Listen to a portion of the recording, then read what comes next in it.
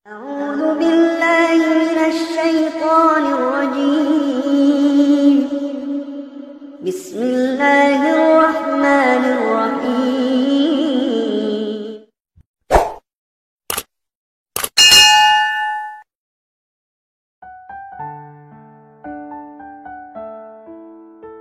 Assalamualaikum warahmatullahi wabarakatuh. Dalam ajaran Islam, sebagai seorang muslim tentu sudah diajarkan untuk melakukan hal-hal yang diperintah dan menjauhi larangan Allah Subhanahu wa Ta'ala. Untuk itu, kita semua juga diajarkan untuk melakukan sesuatu dengan baik dan juga benar. Nah, dalam melakukan hal yang baik dan benar, Islam mengajarkan kita semua. Salah satunya tata cara mandi junub atau mandi wajib dengan benar.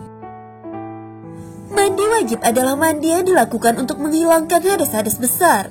Ada sebab-sebab yang mengharuskan kita untuk melakukan mandi wajib, seperti selesai menstruasi, usai berhubungan seksual, mengeluarkan air mani, melahirkan, dan orang yang meninggal. Mereka yang melakukan mandi wajib haruslah dilakukan secara benar dan sah.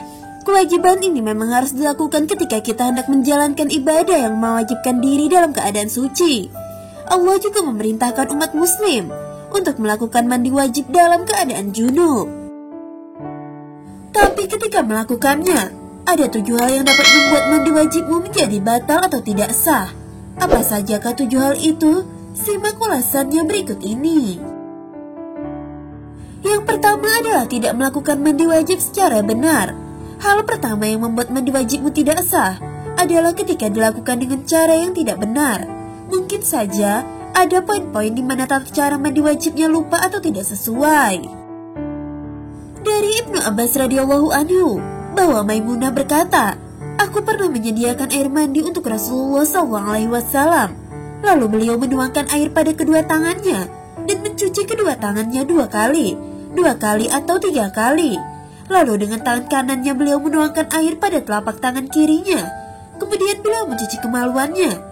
Setelah itu beliau menggosokkan tangannya ke tanah. Kemudian beliau berkumur-kumur dan memasukkan air ke dalam hidung. Lalu beliau membasuh muka dan kedua tangannya.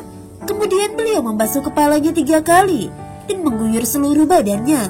Setelah itu beliau bergeser dari posisi semula, lalu mencuci kedua telapak kakinya di tempat yang berbeda. Hadis riwayat Bukhari dan Muslim. Inilah tata cara mandi wajib yang benar sesuai sunnah Rasulullah SAW. Yang pertama adalah baca niat, membersihkan hadas besar tanpa bersuara. Yang kedua membasuh tangan sebanyak 3 kali. Yang ketiga membersihkan bagian kemaluan dan sekitarnya dari kotoran dengan menggosoknya dengan tangan kiri. Yang keempat adalah mengulangi mencuci tangan. Lalu ambil wudhu seperti biasa. Menyela pangkal rambut sampai kulit kepala dengan jari-jari yang sudah dibasahkan ke air. Membasuh kepala sebanyak 3 kali dengan 3 kali menimba air hingga seluruh permukaan kulit basah. Basahi seluruh tubuh secara merata dengan mengguyur dari ujung kepala hingga ujung kaki. Dimulai dari bagian kanan lebih dulu, lalu bagian kiri. Lalu yang kedua adalah tidak membaca niat. Ini termasuk hal penting ketika hendak melakukan mandi wajib. Inilah yang membedakan mandi wajib dengan mandi biasa. Cara membaca doa niat mandi wajib pun dilakukan dalam hati atau tidak bersuara. Lalu yang ketiga adalah tidak menggunakan air yang bersih. Ketika melakukan sesuatu yang akan mensucikan kembali tubuh, mandi wajib haruslah dilakukan menggunakan air yang bersih. Namun jika dalam kondisi sulit mendapatkan air bersih, maka bisa dilakukan secara tayamum yang memiliki tata caranya tersendiri. Lalu yang keempat adalah bagian tubuh yang masih kering.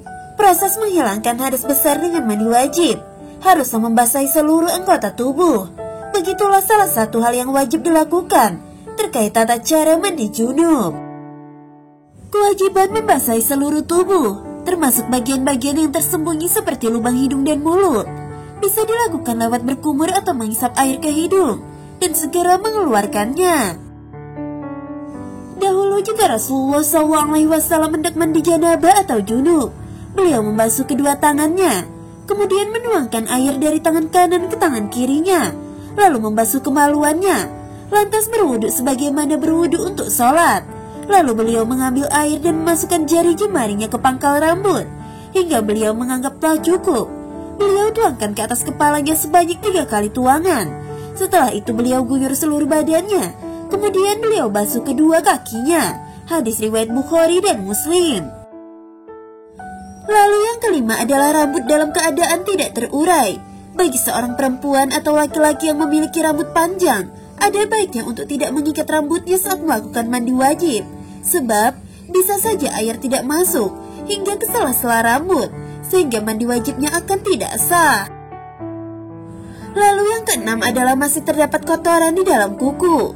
Kamu perlu tahu bahwa kotoran yang ada di dalam kuku bisa menghalangi air sampai ke badan, khususnya pada bagian bawah kuku. Jadi ada baiknya sebelum melakukan mandi wajib, membersihkan dulu kotoran tersebut. Ini juga berlaku dalam kondisi kuku yang mengenakan kutek, kecuali pewarna kuku alami, yaitu henna. Lalu yang ketujuh adalah tidak sesuai urutan. Tidak tertib dalam melakukan mandi wajib dapat membatalkan mandi wajib itu sendiri. Dalam melakukan mandi wajib, kamu juga perlu memperhatikan rukun mandi wajib, yaitu yang pertama, membaca niat di dalam hati atau tidak bersuara. Yang kedua, menghilangkan kotoran dan najis pada badan. Yang ketiga adalah membasahi seluruh anggota tubuh, termasuk semua lipatan badan. Namun jika sudah memenuhi ketiga rukun mandi wajib tersebut, maka mandi wajibnya dianggap sah. Sahabat belajar Islam yang dirahmati Allah, itulah 7 hal yang dapat membatalkan mandi wajib Anda. Jangan menganggap hal enteng hal ini, karena penting untuk diketahui. Semoga video ini bermanfaat untuk kita semua. Wallahu a'lam bishawab. Wassalamualaikum warahmatullahi wabarakatuh.